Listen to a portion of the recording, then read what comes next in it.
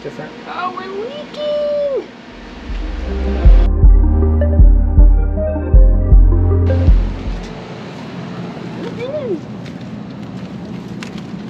Oh, forgot to bring my pruning shears to work on these adverse brambles. So someone's been trying to throw away a floor scrubber. And these things are actually pretty expensive. And we kind of want a floor scrubber. But the thing is we have no idea if this, how would you say, works. So there's probably a reason they were throwing it away. You don't really throw away working things. But Nikki pointed out the worst thing it could do is not work, and then we just have to throw it out. And then I also realized it has this really sweet power cord on it, which is actually worth quite a bit of money, $14.9. So if nothing else, we're gonna get a really awesome extension cord out of this deal. But maybe it's just broken and fixable too, like who knows? Because it actually looks like it's in pretty good shape. It's been out there for like a month, it seems like. That is not light. As you can see, the floors could use some love. Yeah, they're pretty gross. Kyle better hope it doesn't work, because we're gonna make him do it. I feel like something in the German in him will be uniquely satisfied by cleaning a floor in a shop. I mean, the shops that have really nice clean floors do have a certain German feel. Yeah. So we're gonna use the untested floor sweeper thing. Maybe it electrocuted the last person. I mean, we really don't know. They're like, I was electrocuted one too many times. I'm not gonna do this again. Anything is possible, right? Anything is possible. How do these work? Well. Okay. We didn't just steal our apartment complex's floor scrubber, did we? Well, they know where to find us on the security cameras. You're like, it's been sitting next to the dumpsters for a month. Maybe that was the problem. They were tired of the switch. Tired of the switch, yeah. Oh, there we go. Oh my god. Oh no. That is not okay. Alright, well. Kyle, you better get on it. Ugh. It's gonna need to be a mop and a bucket. Yeah. You don't like dust, do you? No. You recoil from dirt, really. Were you a very clean child? Did you ever like I think play? so. You play in the dirt or anything? I mean, I don't mind the dust, but we have like nice things. We do? Yeah, your stereo cabinet. I don't know. My side table that I'm trying to finish. Well, if it was If I finished. do the resin, now it would be contaminated. That did put up a little more dust than I maybe thought. Just a touch. Alright, well, that's wonderful. Wonderful. Look how clean it got it, though. Yeah, well, it just reconfigured the dirt to be in the air. Yep.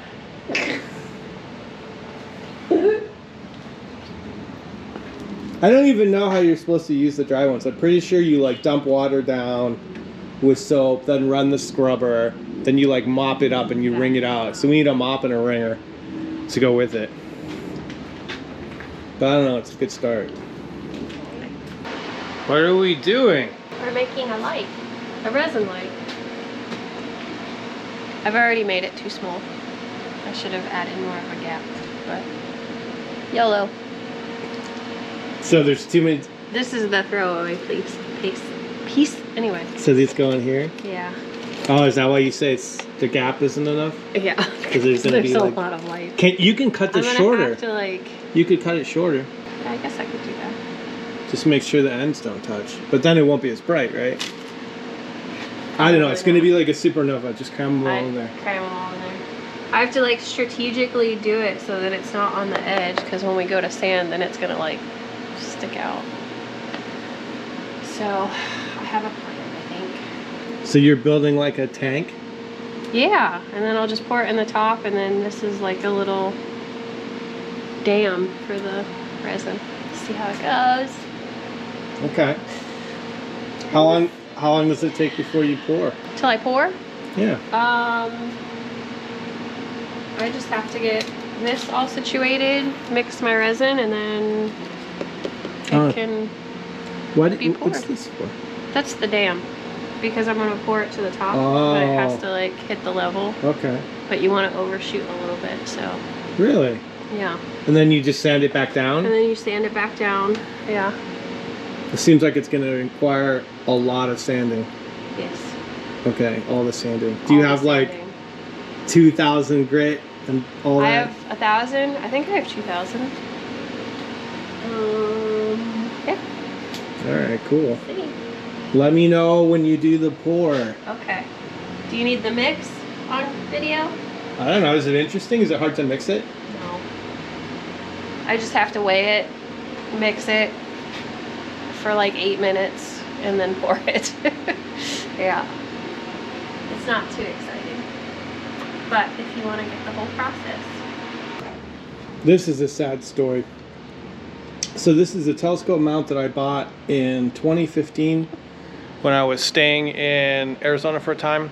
It was my first time living down in Arizona, and I thought, oh, what a great opportunity to get a telescope, like a nice telescope. I always kind of wanted one.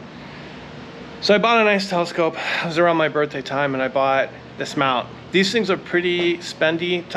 High quality telescope mounts are expensive. This one is like $2,000, and a lot of people will tell you that's low end. It's not too hard to spend $10,000 on a mount. It's a pretty crazy world. The sad story is this. So this mount showed up, and it has this cable, and you can see maybe here there's black and then black with a white stripe. And the first thing I did was cut the end of the cable off to put power poles on, which are these standard connectors that I kind of use for everything. And I was just so happy. I was giddy like a school kid. So I didn't test the polarity of the wire, because the stripe, you know, and I can't remember which way it was, whether it was ground or plus, but it was opposite of what I thought. So never use the mount. First day, first moment, out of the box, hook it up to power, poof, smoke comes out. Fried the motor board that's inside of the mount, and then also fried the hand controller. And I remember I took the hand controller apart, and there was chips. There was like little black marks on the chips where like a couple of them had exploded. So because I was short on time in Arizona, and I was kind of in on a telescope and everything, and doing a warranty repair, or I mean, it wouldn't have been warranty, but getting service and everything would have been really time consuming. I did what any normal person would do. I just bought another one. And so I've been using the other mount for a long time, and this one has just been sitting in a box. So it's never ever been used. It's just been sitting in a box. I have the original tripod for it as well that's there. There's the box that came in. So I've decided that I want to get it working again. So this hand controller that I have here is actually my good one from my good mount, which is exactly the same. And I have two telescopes now that I own that I want to get working in an observatory that I'm in the process of trying to build down in Arizona. So I need both my mounts to be working. And regardless, it's kind of a shame to have a $2,000 mount sitting around. At the very least, I can fix it and sell it. So I just hooked it up to see if it works like at all, because I thought, well, maybe I'm going to get lucky and it was really just the hand controller that had the problem. No. So hooked up to power, it doesn't even work. And when I look at it, one of the chips, which looks kind of voltage regulatory, I don't know what that thing is, but it's got a little dimple on it that does not look factory original. So I'm guessing that thing popped, and so the board's not getting any power. So I'm gonna try to track down what that thing is. I'll see if I can solder another one on there. Maybe it'll fix it, or else I'll have to try to get one of these boards from the company. I hear they're decent to work with, but it takes like forever, like 6 weeks plus to like get anything out of them. So we'll see. But I do like this mount. This is a great mount, and I've had a lot of success with it. Just not this one. So, and it kind of hurts my feelings a little bit. You know, like it was 100% my fault that this problem happened, but you know, all they had to do was put a rectifier in there, you know, something to protect against reverse polarity. And because this is a really common mistake to make, I think, especially people who are working with like DC, especially in the dark, like astronomers, like all you gotta do is like hook up your alligator clamps backwards on a battery and you're gonna have this problem. So I really, you know, for the price, I kind of wish they bothered to put 50 more cents of component in there to protect against it, but I guess it is what it is. It's vertical. Yeah. You pour vertical or you pour horizontal? No, I pour horizontal. I'm just making sure the lights look okay from the front, because this will be the front. I see. So that's the good side. Yeah. The good side. All right.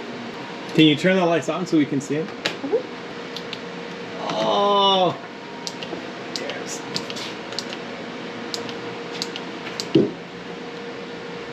That's gonna be cool. I think so. I think it's the right amount, actually. Yeah. It kind of looks good. I think it's all right. Yeah. And so is the resin going to be clear or tinted? I think it's going to be clear. It might have had some oxygen exposure, so it might be a little yellow. So I might add a little tint just for that. To like cover it up? Yeah. Definitely take this is my advice you didn't ask for. Okay. Make sure the lights are on when you pour. Because you don't want to have a wiring problem or some other issue and learn that after you do your pour. That's true. Because those wires are pretty fragile. If it were me, I would accidentally break a wire, ruin the thing, like Christmas lights, and then do the pour and only find that out after. Oh. Well, this is kind of my trial one, so this can be a throwaway, because this is not good wood. This is like craft wood. It's a start. Yeah. I like it. Now we're ready to pour. Have you mixed? Not yet. You're ready to mix. Ready to mix. Your cocaine scale? Mm-hmm.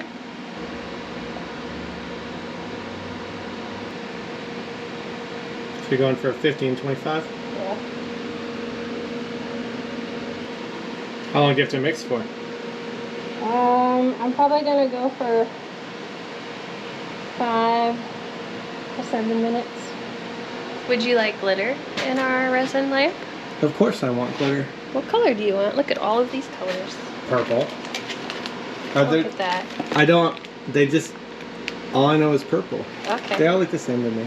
They're all purple. Purple. Purple. Purple. I think that's the most LEIGH&CO purple there. LEIGH&CO purple, that's exactly what we want. Okay. I'm excited. I think this is going to be pretty cool. I think so. You keep trying to manage expectations by saying, oh, it's the first one. It is. A trial. Oh my god. The copper exploded in here. Well, we might get purple and copper.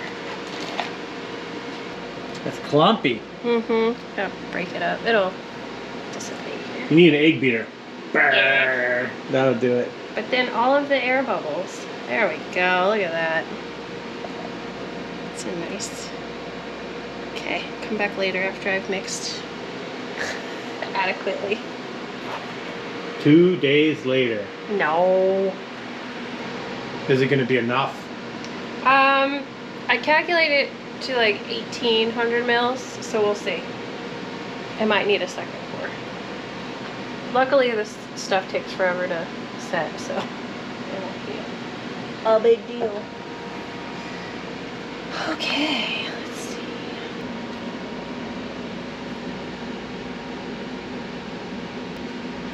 Moment of truth if everything is sealed. It's going to make a big mess otherwise. Yep. You're being very patient. I would just dump it in there like glush. Well, you gotta give the resin time to settle out some of the bubbles. Yeah. Mm-hmm.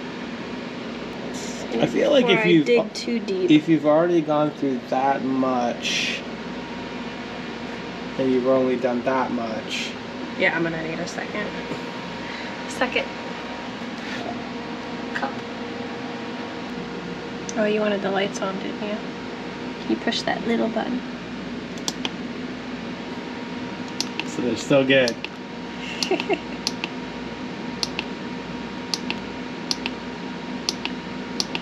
How do you do the turn off? Hold? You just keep cycling. Oh through. my goodness. Or you can grab the remote over there and it has an off button. Now this resin costs a fortune, right? Yeah, that was like 80 bucks. 80 bucks. Yeah. Yikes. It's a little spendy. But it's a thick pour, so I can do this size, no problem. Otherwise I would have to pour, wait, pour again before it dries. Oh. Wait. So it's something about the composition that's different? Oh, we're leaking! Where are we leaking? Everywhere. Everywhere. The corners. I mean, it'll start to cure and clot, won't it? It might be thin enough that it'll cure quickly. We'll see. I think you're committed now. You got to keep going. I'm gonna turn these off because the resin gets hot enough. I don't really see where it's coming out. A little bit right there. And then on the other side it's coming out of the corner. Unless I spilled, but I think that's from... Oh yeah, it is kind of coming out. Can we turn the mat so as to not disturb it so you can see that side? Because you don't want to move it, right? You don't want to touch it. So let's do that. Let's...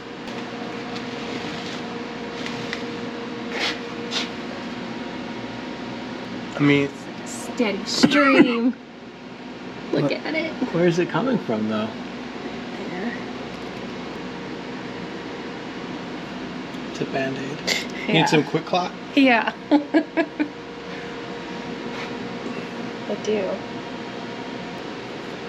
I wonder if it will glue to this mat or not. If it does, I'll owe you one. Hmm? I said if it does, I'll owe you a mat. You're gonna need like 4 to fill it. Unless you abandon the effort. And just let it.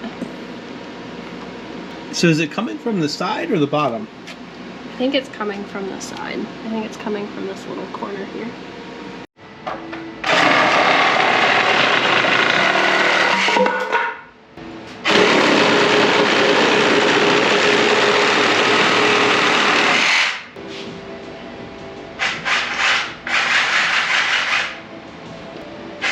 What do you want me to do with it though?